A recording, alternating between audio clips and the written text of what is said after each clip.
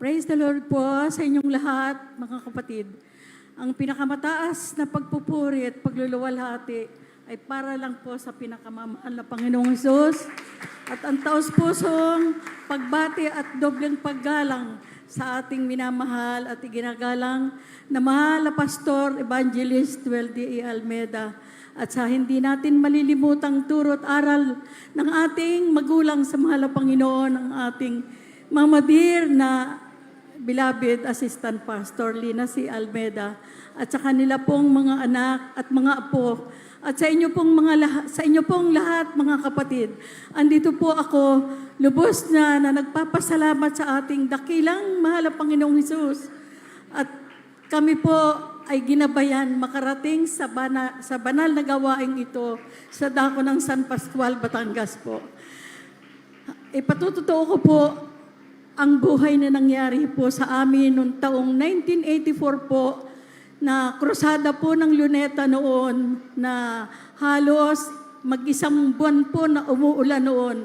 Doon kami na-save na June 28, 1984 po. Nakita po ng aking beloved husband yung isa pong kopomban na nakadikit sa isang pader na may nagpapagaling daw po sa Luneta. Ay sabi po sa akin, puntahan daw namin. Hindi po ako nag-atubili, sumama po ako sa kanya. At yun po pala, ang umpisa po, alas 6 ng gabi, nagpunta po kami alas 3 ng hapon.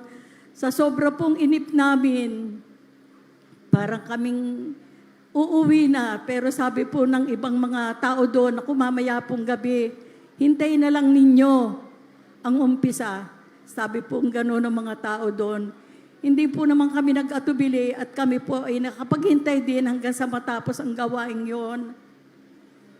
At talaga pong ang ating dakilang mahal na Panginoong Hesus ay talaga pong nagpapagaling sa mga taong nangangailangan ng tulong at habag niya. Ako po ay may sakit noon na infection po sa matris. Matagal ko na pong iniinda ang sakit na yan. Halos ilang taon na po. Hindi ko na po mabuhat yung aking anak na magdadalawang taon noon at hirap na hirap po akong yumuko, bumuhat ng timba ng tubig. Yun po ang aking nararamdaman at saka po yung sasaktan ko, napakasakit po. Yan po ang aking idinadaing lagi sa aking beloved husband. Ngayon po, noong po kami na ando na nung gabing yon, sabi ko po, paano po naman gagaling? Ganito lang, awit, na hindi naman po namin maunawaan pa. At umpisa pa lang po ng pagdalo namin nung araw na yon. Subalit hindi po nagtagal. Sa kadadalo po namin, hindi ko po namalaya na unti-unti na po akong pinagagaling ng ating pinakamamahal na Panginoong Hesus. Nabubuhat ko na po yung aking anak. Nakakabuhat na po ako ng isang timbang tubig. At ako po ay parang magaang-magaan na yung aking nararamdaman. Salamat po sa mahal na Panginoon at yan po ang unang-una kong naranasan at talaga pong pinagaling ako ng ating pinakamamahal na Panginoong Hesus. At hanggang ngayon po, andito po kami na buong pamilya kaming naglilingkod sa Kanya. At isa po pong pagpapasalamat ko ay ang aking pong mata.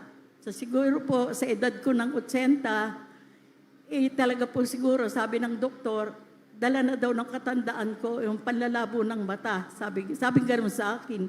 Wala daw naman po akong katarata, wala daw po akong sakit, sabi gano'n.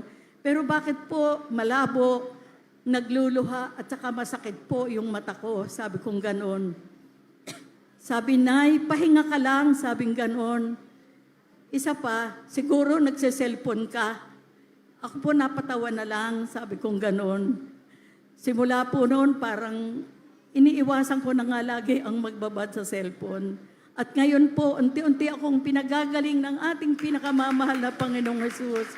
Salamat po, mahal na Panginoon, sa unang dalangin ng ating iginagalang na mahal na Pastor.